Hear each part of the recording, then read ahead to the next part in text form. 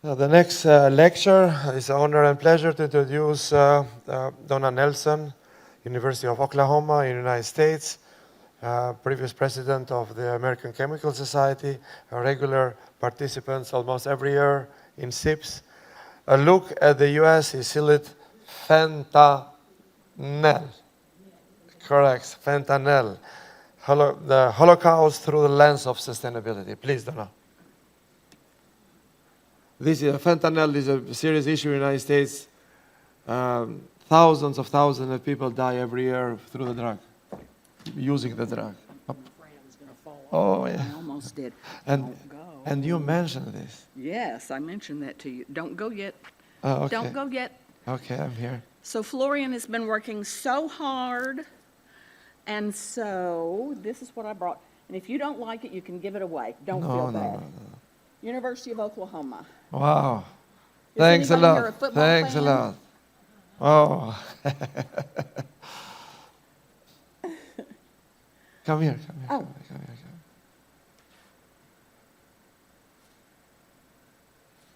Thank you, Donna. Just an applause for Donna, not for me. My pleasure. So, that's, like I said, I wanted to give Florian one of those because he's such a hard worker, and we've all seen it. And so, I have 3 more.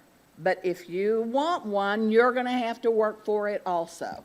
And to work for it, you're going to have to answer these questions. So the first one, annual fentanyl deaths in the U.S. in 2022 and in 2023. Each year, you're going to find out the answer. We're going to discuss this in this talk, so it is relevant. Would you guess 5,000, 10,000, 25,000, 50,000, 75,000 people? You got it.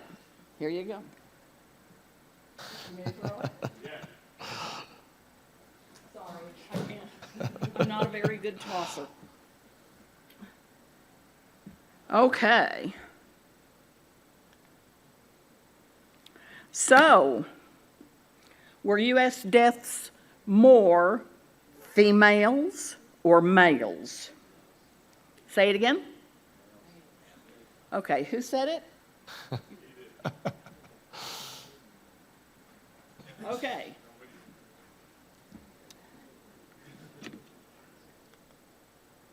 And the last one, which race had the highest death rate each year?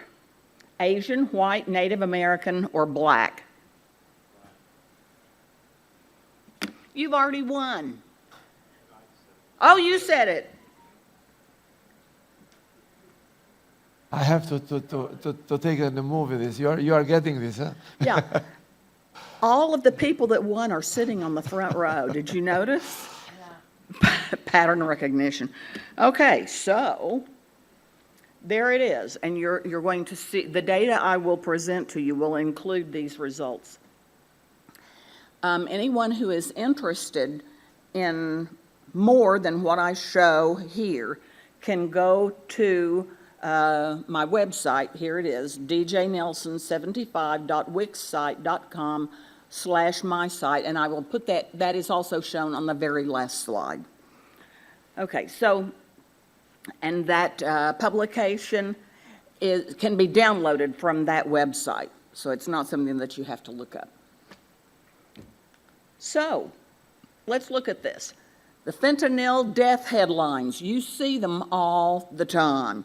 These are just some that we selected when I first started working on this. I first started working on these when I became overwhelmed with the number of deaths that I could see due to fentanyl in the news.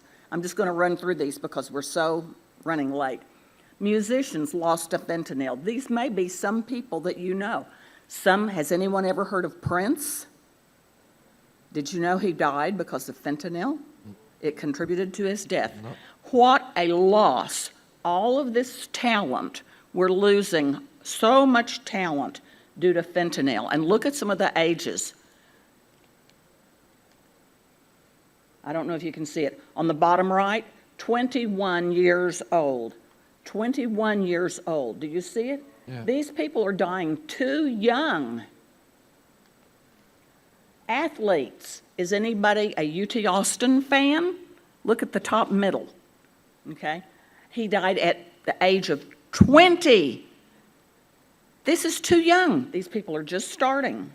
I don't know if you notice these things. I do now. 17 on the bottom right. Other entertainers.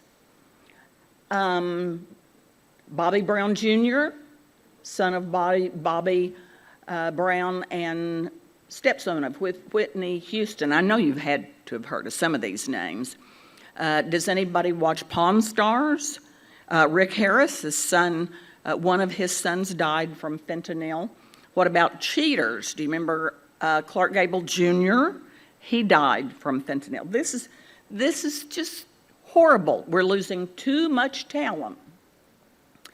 Here's the fentanyl, morphine, and naloxone. You've heard of naloxone, right? You've heard of naloxone. When I give this talk to students, I ask them, pull out your naloxone. Show me your naloxone. Do you carry it with you? Do you? Do you know when I say that? A lot of times they do. They pull it out. They have it with them. It surprises me. So I have mine. I carry it in my purse. Everybody should carry some naloxone because, you know, you can even ingest it accidentally. So I'll put this down here. If anyone hasn't seen one of these, probably you've all seen these. But if you haven't seen one,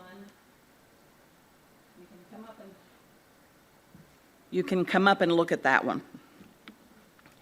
So people sometimes ask, what is it that makes fentanyl more potent than, say, heroin? It's like 50, depends on the reference that you use, it's 50 to 100 times more potent than heroin. Thank you. And so when I look at these, look at this, let's see. No, that didn't work so well. Okay, so this is fentanyl, morphine, naloxone. Do you see the similarity in structures of morphine and naloxone? If you build a model of those, they sort of look like, I think of them as a basketball. Look at this. This looks like a garden hose with some kinks in it, with some knots in it. And so it's a lot more flexible than morphine and naloxone. This can fit into an active site much more easily, or just part of it can fit in, and the rest can be hanging out. So this came out in Chemical and Engineering News just before I did our first, let's go back. Just before I did our first symposium at an ACS meeting. I've been doing these because I thought it would be good to bring the scientists working on fentanyl together to create a community, give them a chance to meet each other, and perhaps even work with each other. So there's sort of two communities. The other community, which I know people in, and I talk with them, and I participate in their phone call meetings, etc. These are the people who have lost children due to fentanyl. And so they have formed a community also. And of course, they're very concerned about it. Some of them I've heard say to Congress, when they go up and give testimony to Congress, they'll say, I didn't even know that my child was involved in drugs until I walked into their room one day and found them lying dead. So this is a horrible thing. It sort of hits people unexpectedly. I nicknamed it a perfect storm in science, and This pointer's not working. So that is the same reference that I showed you at the very beginning. If you want to read about this, you can go download that at the website that I showed you.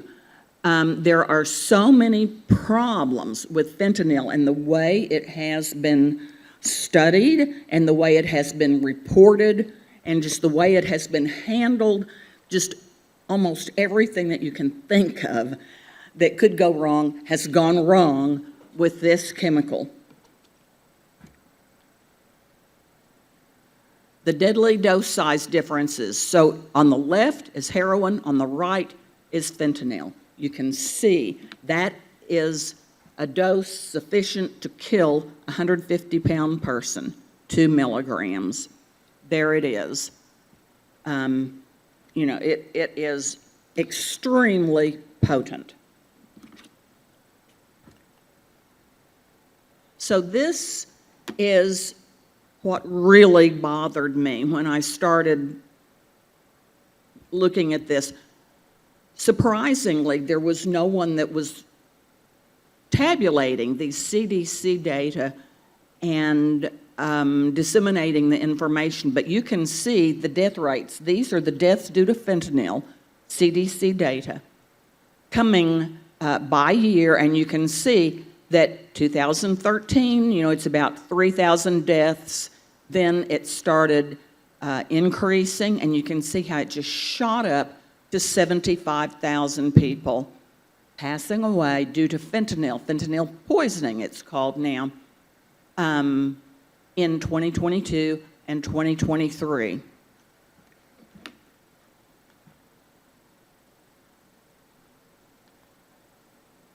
And these are still provisional, so the 2023 data could still go up a little. It takes CDC a long time. So think about it, 75,000 deaths per year, that's like a little over 200 per day. That's like a 737 Boeing crashing each day and everybody on board dying. That's a lot of deaths. So when I have given these talks just to the community, sometimes there will be men there who fought in the Vietnamese War, Vietnam War, and they were the ones that started pointing this out to me. Donna, there are more people lost per year than all the people who fought, all the U.S. troops who were lost in the Vietnamese War, all of the years combined. That was 58,000. We're losing 75,000 per year. And so they had these numbers memorized. I guess if you fought in a war, you know, you just focus a little more on war and memorize these numbers. And they were asking me, thinking back about how people protested the Vietnam War, and they asked me, where's the outrage? Why are people not more concerned about this? And I can't answer that. I don't know. This is what will make you lose sleep at night, I think. These are the Border Patrol seizures. And so these are not the numbers for fentanyl that's coming across the border in drones or coming through in tunnels or coming across the border in the mail. These are just seizures at the border. And so you can see these data are for 2020, 2021, 2022, 2023, and look at the sum on the far right, 2023. Do you see the number down there? 27,000 pounds. 27,000 pounds. That's enough to kill the entire U.S. population 18 times. That is enough. Well, it certainly made me start losing sleep. And that's what prompted me to be more involved in this and try to make these data more well known.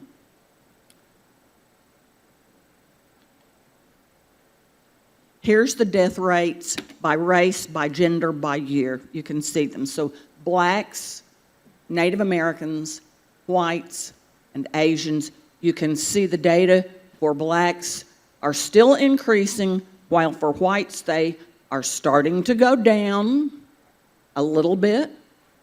And you can see the solid part is male, the hashed part is female. So you can see it every year, more males than females are dying, and we are losing more blacks than any other race. I think this is important because I think it's important for the communities to know what's happening in their own community. And I'm part Native American, so I'm always interested in these sorts of data. Finally, politicians are starting to become interested. We had a North Carolina senator, this was just this year, just earlier this year, and you saw how people have been dying for so long. He held up a container of sugar, 1 pound of sugar, and he said that if that were fentanyl, this was to a meeting and it was filmed, he said if that were fentanyl, it would decimate the entire population of Wilmington, North Carolina, which is where he's from. And so just a good, rough number is that for a pound of fentanyl, it will kill about 250,000 people. So that amount would kill, or could kill, 250,000 people.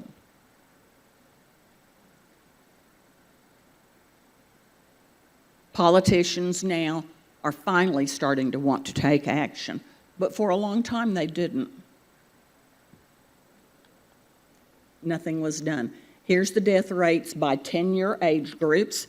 You can see for the fentanyl death rate really starts to increase in the teens and early 20s. And that's why I've been saying I think it would be really smart to start telling students about this. We have them as a captive audience in high school and in college. I think it would be really smart to start telling them now. And so in my organic chemistry class, I would simply go in, organic chemistry, you don't have a lot of downtime, but I thought I can take 2 minutes once per semester, and I would just simply show them these, a couple of these slides, and I would say, stay away from street drugs. You don't know what's in them. It's like Russian roulette. And it's not just a bad trip. If you have a mistake, if you get something with fentanyl in it, it's death. It's permanent.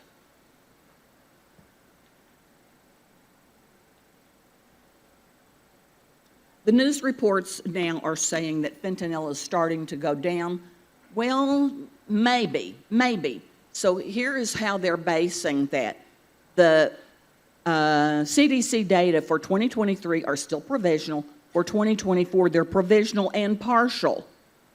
I think some of the people don't really know how to read the CDC data.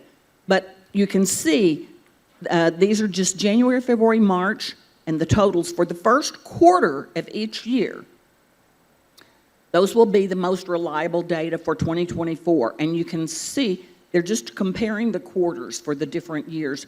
And you can see the numbers went up, up, up, up. And so it looks like possibly they're going down for 2024. But we can't tell yet because they're still provisional and partial. So I don't know how reliable it is when you read that in the newspapers. And so that's all. I'm actually early, so I tried. So if you have any questions, I'll try to answer them.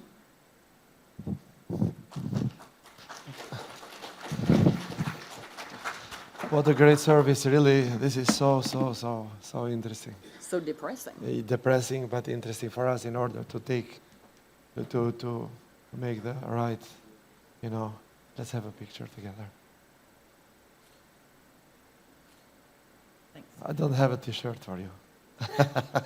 You've done enough for all of us so far. Thank you, thank you. Completely.